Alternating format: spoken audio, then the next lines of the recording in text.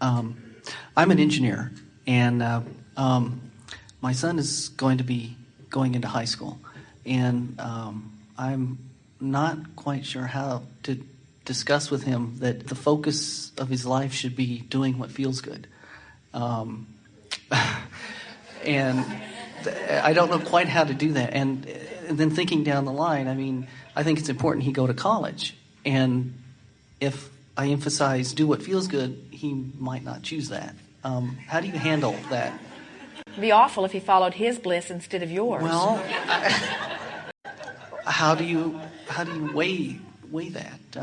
Well, this will help you.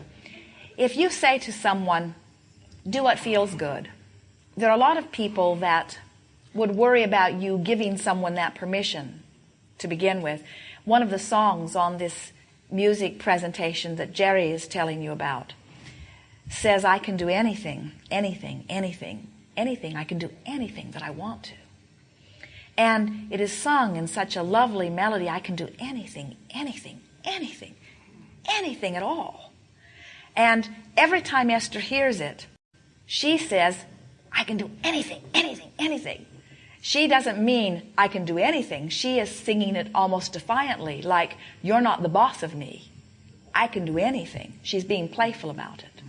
But the reason that we are bringing this up to you is because when you say to someone, do what pleases you, almost all who are hearing are translating that out to mean, I'm not going to do anything that pleases anybody else. And that isn't what you mean, because sometimes pleasing others is your path of least resistance. Sometimes getting an education is your path of least resistance. As we said earlier, it depends upon what your intentions are.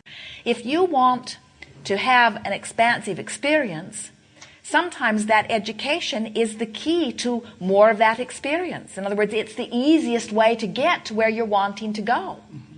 And so what you're wanting to convey to your children or to anyone that you care about, or even remember yourself, is that when you first identify what your dominant desire is, and then you ask yourself, what is the path of least resistance? Then it is not difficult to know what are the best choices. What happens with so many children is they are accustomed to receiving the majority of their good through the avenue that is called parent, which means they learn early on that they have to stay in some sort of vibrational sync with parents in order for that to be a forthcoming experience. And so they give up, and their parents take from them, neither one realizing that it's happening, a certain amount of self-guidance early on. Your children are often guided early on by what they think you want more than they are guided by what they want. Now, it doesn't have to be a different thing, because after all, you want them to be happy too. You want them to have the success of joy. You want their life to unfold in a way that will be pleasing to them. And you would give all of that to them if you could, but you can't. And the more that you try to take your knowledge and superimpose it over them, the less likely they are to ever gain their own knowledge, you see. And so the earlier that you can say to them, you've got guidance within you. And I know that guidance is there because I've seen evidence, you say to them. And what that guidance is to let you know what is your path of least resistance, which means what is the path to the fulfillment of who you really are. And we would say, I, as your father, always want you to do what feels best to you, even if what feels best to you feels like it isn't what I would choose for you. I would far rather you exercise your ability to choose, because how else are you going to know what your guidance is telling you? Because I'm not always going to be there. I'm always going to be hoping for you. I'm always going to be rooting for you, but I'm not always going to be right there. And your guidance system is. Give us some examples of some things that you were worried about, that if he follows his bliss or his joy or does what he feels like doing, might ultimately lead him to a bad place or to a place you don't want him to be. Well, I don't know that I have a specific example, because actually I think he does have a good guidance system. We think so too. It's a little scary to try to explain that. Now listen to what you did here, because you made a statement that was deliberately reaching for the path of least resistance. You said, I think he does have a good guidance system. And then you made a statement that was deliberately reaching for the path of more resistance, but it's a little scary. When you say, he's got a good head on his shoulders, that's a path of least resistance. When you say, but he doesn't always use it, that's a path of more resistance. All you're wanting to do is see him in as least resistant way as you can. And in doing so, you know what you will impart to him? Belief in him, trust in him, Yes. acknowledgement that Yes. he knows, that he's wise, that he's smart, that you trust him. And you know, when you activate that in someone, oh, the good that does. When you convey to someone your belief in their ability to do something, Yes.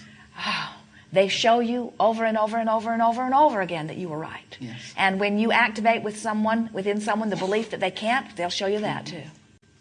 Yes. Thank you. Yes. You say, Abraham, why won't you let me complain to you? A good friend would let me complain to you. And we say, because that's not helping. If we listen to your continual conversation about where you are that you don't want to be, we just encourage your maintenance of a vibration that disallows what you do want. But a good friend would be there for me. Not true at all. Your inner being is the best friend you've got, and it's not there, and that's why you feel negative emotion. Negative emotion means you vibrated sort of out of range of who you really are. Now we said, sort of. You must qualify because you cannot get out of range of your inner being.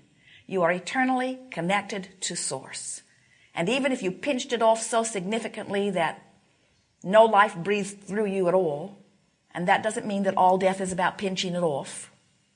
We'll talk about that later if you want.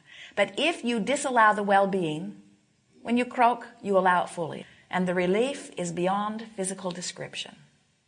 We would like you to find that relief before you croak. We would like you to feel that relief here and now. We would like you to relax into the well-being that is natural. Instead of struggling against unwanted things, we want you to relax into the bliss of the things that you want. We want you to just stop doing that thing you do that keeps you from feeling good. But it's not likely that you will do that until you decide that nothing is more important than that you feel good. Nothing is more important than that I feel good. That's the only thing that matters. Am I tuned in now or not? Because when you're tuned in, you're well. When you're tuned in, you're happy. When you're tuned in, you have clarity. You have stamina. You have balance. When you're allowing your connection, we don't care if you're 120 years old or if you're 3 days old. When you are allowing your connection to who you are at your optimum experience. So you hold yourselves in this impossible place, looking forward to tomorrow that never comes because you've got these habits today of trying to fix things that are broken, trying to vibrate for others when you can't, trying to do things that are not any of your business, and trying to make up for something that happened before. And we want so much for you to decide that in your powerful now, you've got the choice of plugging into your source, or you've got the choice of crimping it off. And the way you feel is your indicator of which you're doing. And everything about your experience from this step forward will be reflected by what you choose now. In other words, tomorrow is going to feel a lot like today unless you deliberately do something different today than you did yesterday. You can't just keep observing conditions and being buffeted about by whatever those conditions are and having vibrational responses to the conditions and have a good life experience. You've got to decide that rather than being a vibrational responder to conditions, that you're going to be a deliberate offerer of vibration, which means you're going to direct your thought. You're going to choose thought, but at the same time you're choosing thought, you're going to be paying attention to how you feel. So you're going to think and feel and think and feel and think and feel. So when you think a thought that doesn't feel good, stop and say, guidance is showing me that this thought does not feel good, which means this thought has resistance in it. Let me see, can I find a less resistant thought? Is there anything that I could think that might feel a little better? In other words, you're looking for the path of least resistance. The hardest thing to do is to offer a vibrational current that goes one way and then try to use your action to go the other. And that's what people mean when they say you've got to struggle. There's no gain if you're not willing to have some pain. There is no sustained gain or well-being in struggle or pain. It cannot be. They are opposite vibrations. So when you decide that you're going to take a path of ease, of well-being, then you're following the path of least resistance. Jerry and Esther drove across the desert, almost 1,000 miles. They had a lovely time. Split it up in 2 days. They have a big monster bus, 42 feet long. They tow a car behind it. And their intention was to get here refreshed, on time, have a nice time while they were coming. And so they chose the path of least resistance, the roadway. They saw horses and covered wagons on their way to the rodeo in San Antonio. But Jerry and Esther opted to do it differently. They chose a path of less resistance because their intentions were speed, efficiency, comfort, on-timeness. So it was easy for them to know what was the best choice. If they had been looking for adventure, they might have been out on a dune buggy. The path of least resistance under those conditions would not have been a big old 42-foot monster bus traipsing through the sand.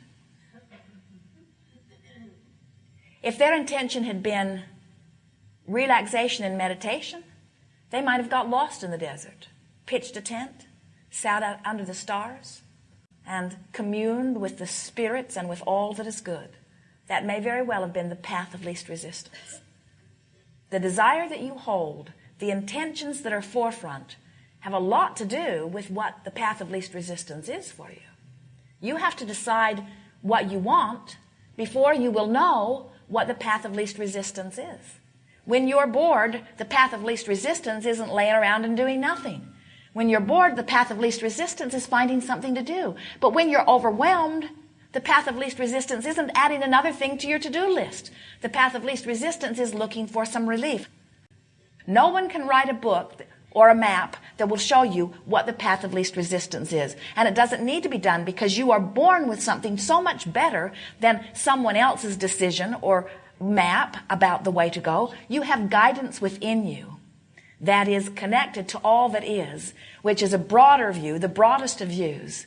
So in every moment, the desires that you have already identified and the desires that are most activated in this moment are compared to the decisions that you are making and the beliefs that you hold, and you are being given a constant reading of where you're at. So if you want to digest all of this down into something that is really useful and meaningful, you'll forget everything that we've said so far. And you'll just say, nothing is more important than that I feel good. And when I feel good, I'm in the optimum place because there is as little resistance as possible within me. And if I will let feeling good be my quest, I will always be upon my path. Not only my path of least resistance, but my path of most fulfillment. My path of being who I really am. My path of the most satisfying, eternal, never-ending, constantly unfolding life experience. Oh, friends, it is such a wonderful thing to be in a physical body focused in this time-space reality where you were inspired to never-ending desires. We want you to stop saying it's true and start saying, but does it feel good? There are a whole lot of things that are true that you don't want to vibrate with. A whole lot of things that are true that you do not want to include in your vibration or in your experience. We are eager to visit with you about anything that is important to you.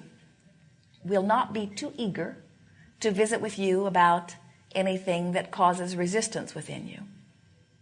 But we will begin where you are, and together we will find the path of least resistance. It is our expectation that by the time you leave here today, you will clearly understand the magic of that quest. This is an environment of fine-tuning. No radical changes are being sought here. No redemption is necessary. You are magnificent and perfect as you are. We just want life to be good for you before you croak.